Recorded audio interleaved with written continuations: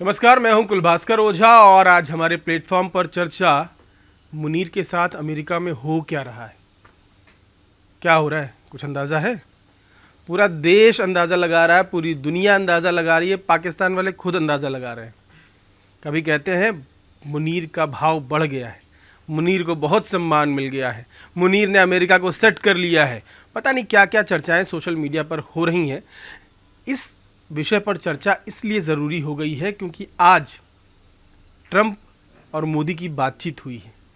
आज मुनीर के साथ ट्रंप वाइट हाउस में लंच करेंगे, अकेले कमरे में, वहाँ और कोई नहीं होगा।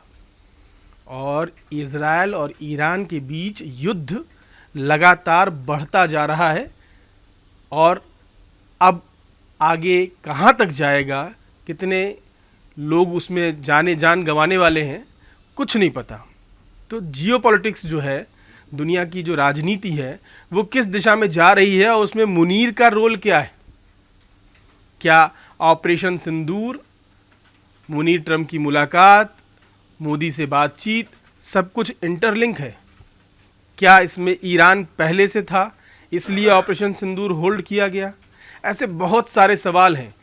क्यों ट्रंप ने कहा कि आप जब कनाडा से निकलिएगा तो अमेरिका आइएगा? और क्या मोदी जी जाएंगे अमेरिका ट्रंप से मुलाकात करने जब मुनीर वहाँ मौजूद हैं? और अगर मोदी जी जाते तो क्या होता? इन सब बातों को जब आप सोचेंगे तो बड़ी विचित्र सी पहेली बन रही है, जो कुछ लोग समझ भी रहे होंगे और कुछ लोग उसका अलग अलग विश्लेषण कर रहे हैं। तो हम भी इसी का विश्लेषण करने वाले हैं कि मुनीर के साथ अमेरिका में जो हो रहा है, क्या उनको किडनैप करके बैठाया गया है कि ईरान की ओर से मत बोल पाए? क्या ऐसा कुछ है? और क्या केवल इकलौता मुस्लिम देश है पाकिस्तान जिसके पास परमाणु हथियार है? तो क्या ईरान को रोक रहा है इजराइल परमाणु बम बनाने से? अब इसके बाद पाकिस्तान की बारी है, क्योंकि पाकिस्तान में इस तरह की चर्चाएं भी तेज़ हो गई हैं कि पाकिस्तान का परमाणु हथियार जो प्रोग्राम है उनका, उसको ख़त्म किया जा सकता है। तो क्या कुछ चल रहा है?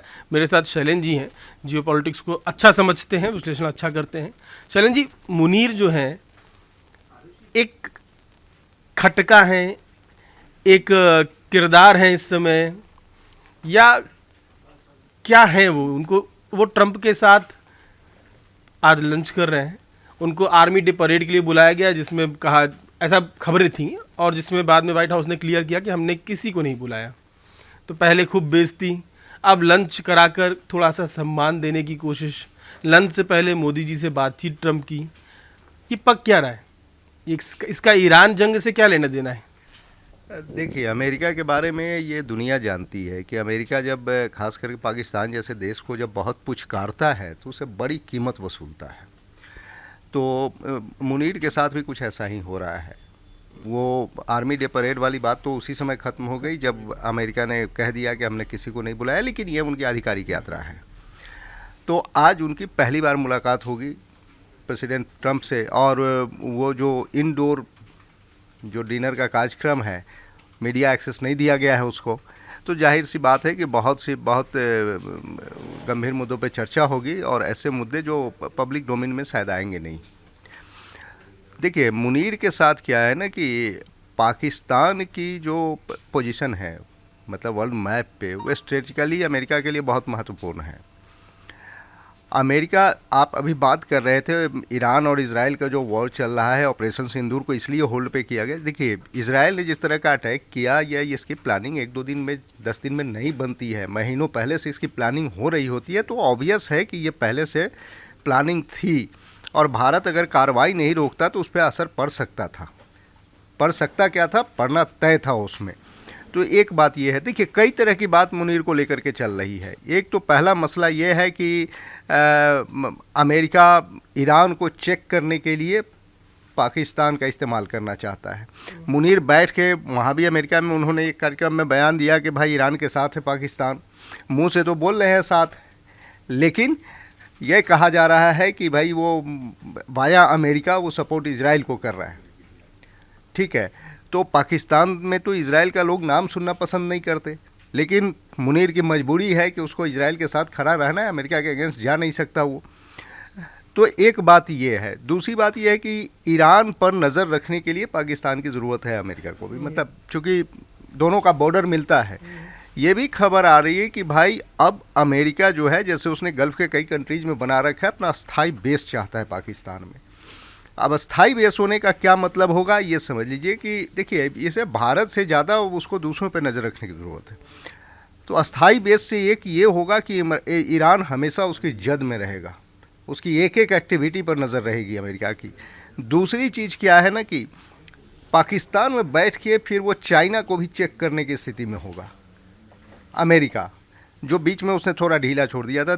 तीसरी बात जो आपने ये कही कि जो यही न्यूक्लियर कार्यक्रम का मसला है, एक ईरान के बारे में क्यों इजराइल कह रहा है कि भाई हमारे एग्जिस्टेंस का सवाल है, और पूरा वेस्टर्न वर्ल्ड इस पे करीब करीब एक मत है। वो मानता है कि भाई ईरान जैसे कट्टरपंथी शासन के हाथ में अगर एटम बम आ गया तो भाई वो उस रिस्पॉन्सिबिलिटी के साथ उसका इस्तेमाल करेगा, इसकी गारंटी नहीं है। आज क्यों फंस गया ईरान? उसने कहा कि नक्शा से ईरान का, इजराइल का नामो निशान मिटा देंगे। नामो निशान मिटा देंगे तो आज इजराइल ने उसी को मुद्दा बनाया और अटैक कर दिया। कहा कि भाई ये तो बम बना लेगा तो फिर हमारा तो काम खत्म हो जाएगा, बहुत छोटा सा एरिया है इजराइल का।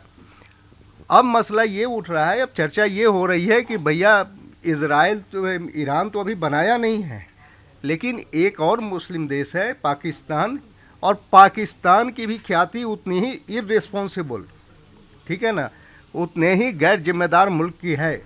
अब तक उसने कोई इस्तेमाल नहीं किया, तो इसकी बड़ी वजह यह थी कि अमेरिका का दबाव था उस पर, ठीक है। तो पाकिस्तान पे भरोसा नहीं करते, उसकी छवि आतंकवादी को पालने पोसने वाले देश की है, तो इसलिए पाकिस्तान पर भरोसा नहीं करते लोग। तो अमेरिका का अगर वहाँ बेस बनता है, अमेरिका ऐसे भी पाकिस्तान के सारे न्यूक्लियर प्रोग्राम्स कहे जाते हैं कि अमेरिका की एकदम कड़ी निगरानी में है, लेकिन वहाँ बेस हो जाएगा, फिर पाकिस्तान आज भी चाह के टच नहीं कर सकता बिना अमेरिका की इजाज़त के।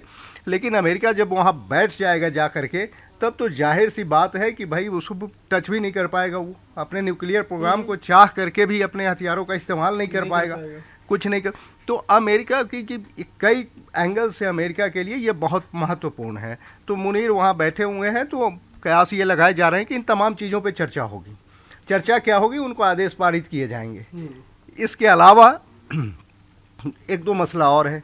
एक मसला यह है कि ट्रम्प साहब के जो बेटे हैं वो क्रिप्टो करेंसी में डील किया है पाकिस्तान सरकार के साथ। उस डील जब हो रही थी अप्रैल के स्टार्ट में ही, तो उसमें क्या है कि अधिकारियों के साथ साथ आसिम मुनीर बैठे हुए थे उस डील में। तो जाहिर सी बात है, अब देखिए, अब पाकिस्तान इसलिए इस पे जोर दे रहा है। ये भी कहा जा रहा है कि हमास या दूसरे आतंकवादी संगठन का पैटर्न था एक, वो क्रिप्टो करेंसी के जरिए वो मनी लॉन्ड्रिंग करते थे वो, और इसलिए करते थे कि जैसे इंटरनेशनल संस्थाएं जो है, जो निगरानी करती हैं मनी लॉन्ड्रिंग वगैरह की, तो उसकी नज़र से बचा जा सके, एस्केप रूट हो।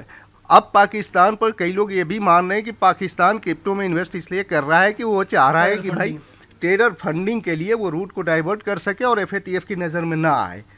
तो एक बात यह है। दूसरी चीज़ यह है कि ट्रम्प परिवार का जिस फर्म के साथ समझौता हुआ है पाकिस्तान सरकार का के फर्म का, उसमें 60% की हिस्सेदारी है। तो ये परिवार, वो तो अपना बिजनेसमैन है, बिजनेस की तरीके से उसको देखते हैं। एक और चीज़ है, बलूचिस्तान का एरिया है, उसमें बड़ा प्रचुर मात्रा में खनिज है। उसमें यह भी कहा जाता है कि कई रेयर अर्थ खनिज भी हो सकते हैं। अमेरिका की नज़र उस पर भी है। तो ये चीज़ है।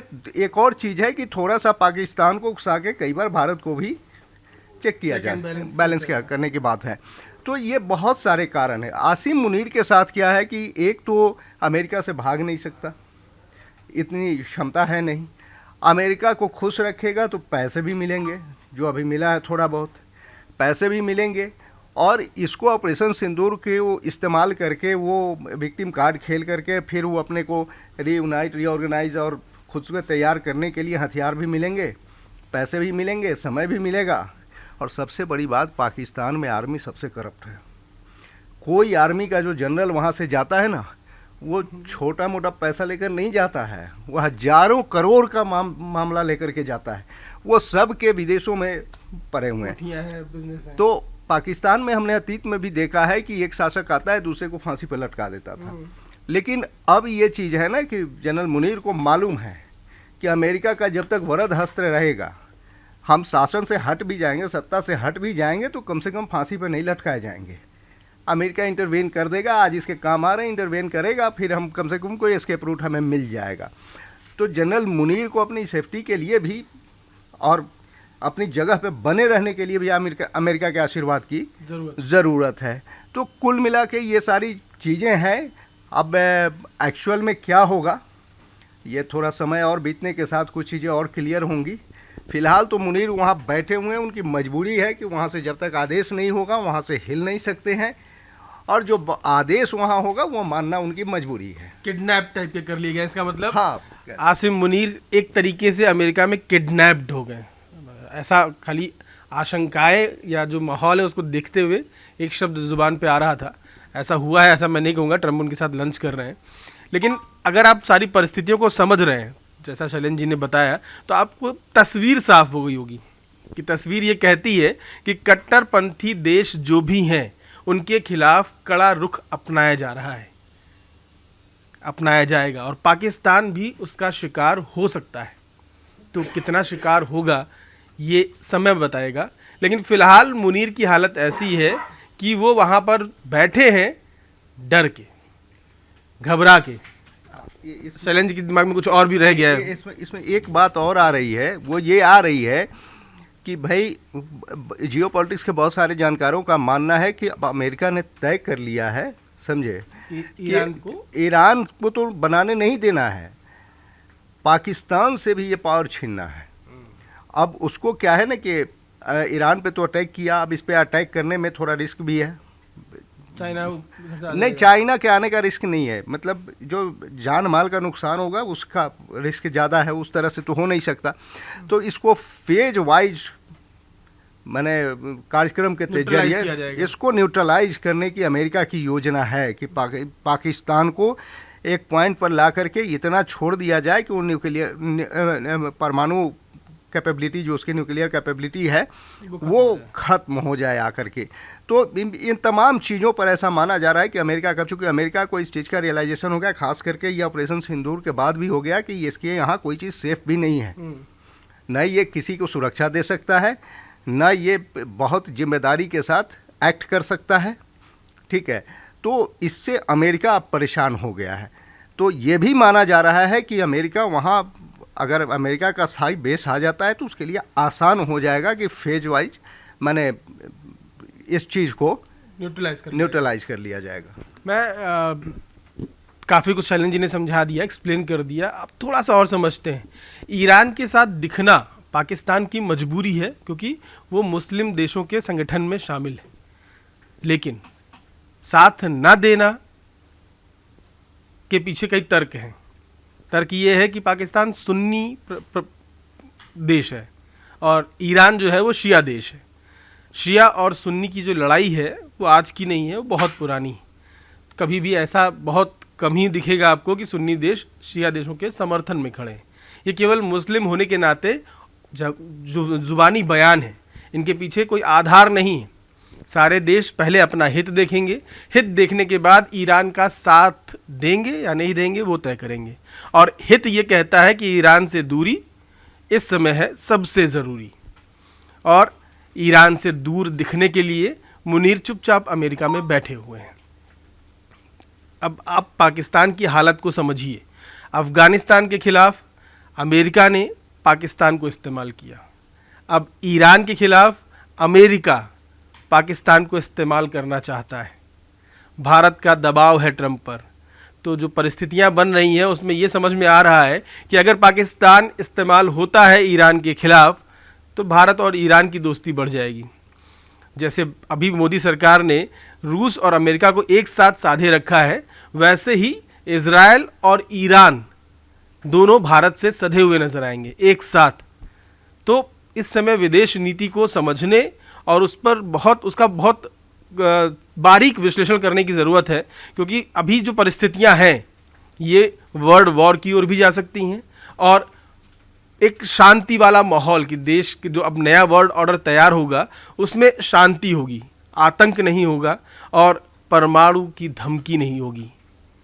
तो देश और दुनिया कैसे बने, इस पर विश्लेषण चल रहा है। और मुझे लगता है कि आपने सब कुछ तो लगभग क्लियर कर दिया है, पिक्चर तस्वीर साफ कर दी। कुछ और जहन में? देखिए, वर्ल्ड वार की बात आपने की ना, वर्ल्ड वार की संभावना मुझे बड़ी कम नज़र आ रही है, क्योंकि देखिए ये ईरान पे जो इजराइल का जो चल रहा है, ईरान और इजराइल का जो टकराव चल रहा है, उसमें पूरे पश्चिमी देश एक साथ इजराइल के साथ खड़े हैं। G7 ने सबने बोल दिया है, तो वो चीज़ है। दूसरी चीज़ अब बचता ये है कि रूस और ये चाइना, जिनका समर्थन माना जाता है कि ईरान को रहा है, तो मुझे लगता है कि कोई भी मैच्योर देश, देखिए रूस को समझिए ऐसे कि 2 साल से चल रहा है यूक्रेन पे, रूस को भी काफ़ी नुकसान हुआ है, लेकिन रूस ने न कभी कहा है न कभी ऐसा इंटेंट शो किया है कि वो न्यूक्लियर हथियारों का इस्तेमाल करेगा। रेस्पॉन्सिबल कंट्री है, उसे मालूम है कि क्या हो सकता है। चेरनोबिल तो एग्जांपल है वहाँ जो हुआ नहीं, वो तो एक हादसा था, ठीक है ना। चाइना की बात करें, चाइना भी न्यूक्लियर कैपेबल स्टेट है, उसने कभी कहा नहीं कि हम किसी पर परमाणु बम मार देंगे, ठीक है। और जिसने बनाया नहीं, अभी बनाने के कगार पे पहुंचा, पहले से हल्ला कर रहा है कि भाई मैं मार के इसको नामो निशान मिटा दूंगा इसका, ठीक है। दूसरा है, वो कभी उसको इस्लामिक बम बोलता है, अब हर छोटी बात पे कहता है कि हमारे पास न्यूक्लियर बम है। पाकिस्तान में अगर एक चूहा भी मर जाता है तो वो निकल के कहते हैं कि अरे हमें क्या डर है, हम तो न्यूक्लियर पावर हैं, ठीक है। अब इस चीज़ ने दुनिया का ध्यान आकर्षित किया है, तो ये रूस चाइना हर कोई इस चीज़ को रियलाइज़ कर रहा है, इस खतरे को रियलाइज़ कर रहा है कि भाई अगर न्यूक्लियर पावर उसी को बनने देना है जो जिम्मेदारी के साथ उस ताकत को रख सकता है, थाम सकता है। तो मुझे नहीं लगता। दूसरी चीज़ कि रूस उधर उलझा हुआ है, ठीक है ना, यूक्रेन में। वो कहने को तो यूक्रेन लड़ रहा है, लेकिन यूक्रेन की तरफ से नाटो की सेना है, ठीक है ना, पूरी। और चाइना क्या है ना कि चाइना की भी आर्थिक हालत बहुत अच्छी नहीं है, और जो अंदर से खबरें आ रही हैं वहाँ की इंटरनल पॉलिटिक्स भी बड़े माने संक्रमण के दौर से गुजर रही है। शी जिनपिंग जो हैं उनकी बताया जा रहा है कि अब वो गद्दी पे रहेंगे नहीं रहेंगे, बहुत वहाँ की खबरें तो क्योंकि ओपन रूप में खुल के आती नहीं, लेकिन जो इंटरनल सोर्स से कुछ खबरें आ रही है उसमें ये माना जा रहा है कि शायद अब वो सत्ता उनके हाथ में बहुत दिन रहे नहीं।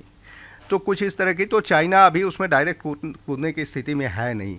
तो ईरान आप देखते होंगे, ईरान बिल्कुल अकेला है। मुस्लिम देश जो हैं इधर आकर कुछ स्टेटमेंट पक्ष में देते हैं, लेकिन वहाँ कोई कुछ करने, अमेरिका की इजाज़त के बिना कोई एक स्टेटमेंट भी देने की स्थिति में नहीं है, गल्फ़ कंट्रीज जितने हैं उसमें। और दूसरी बात यह है कि गल्फ़ कंट्रीज में जितने इस्लामिक कंट्री हैं वो भी ईरान को कहीं ना कहीं थ्रेट मानते हैं किसी रूप में, ठीक है।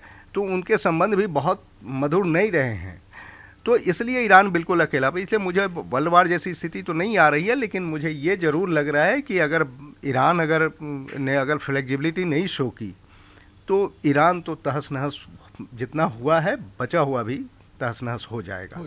मुझे ऐसा लगा कहानी खत्म हो जाएगी। इसलिए मुनीर साहब को चुपचाप बैठा के रखा है कि बेटा तुम बयान भी ना दे पाओ, कुछ जो चुपके देना है, कुछ करोगे तो हमें पता ही चलेगा, करने तो देंगे ही नहीं, और कुछ बोलो भी मत, इसलिए चुपचाप बैठे हुए हैं। मेरे ख्याल से तस्वीर साफ हो गई होगी कि मुनीर कहाँ पे है। पहली बार ट्रम्प साहब मिलेंगे, अब तक तो अधिकारी बोल रहे थे, आज ट्रम्प साहब ने कहा होगा कि रुको इंतजार करो, डिनर पे बुलाता हूँ, और फिर जो मैं कहता हूँ उसको ध्यान से सुनो और वही करो। क्योंकि पाकिस्तान में सरकार कुछ होती नहीं है, सेना ही सब कुछ करती है, और मुनीर को बैठा लिया है वहाँ पे, तो इसका मतलब पाकिस्तान में कुछ भी नहीं हो रहा है। मुनीर वहाँ से जो कहेंगे यहाँ की सरकारें वो करेंगी, और ट्रम्प जी जो मुनीर से कहेंगे वही पाकिस्तान में होगा, उसके बोलने से कुछ नहीं होगा। तो मेरे ख्याल से तस्वीर पूरी साफ़ हो चुकी है, मुनीर अमेरिका में क्या कर रहे हैं। आपको क्या लगता है, तस्वीर इससे इतर कुछ और भी है? अगर है तो अपनी राय कमेंट करके ज़रूर बताइए। न्यूज़ कोरिडोर्स आप हमें YouTube पर, Instagram पर, X पर और Facebook पर फॉलो कर सकते हैं।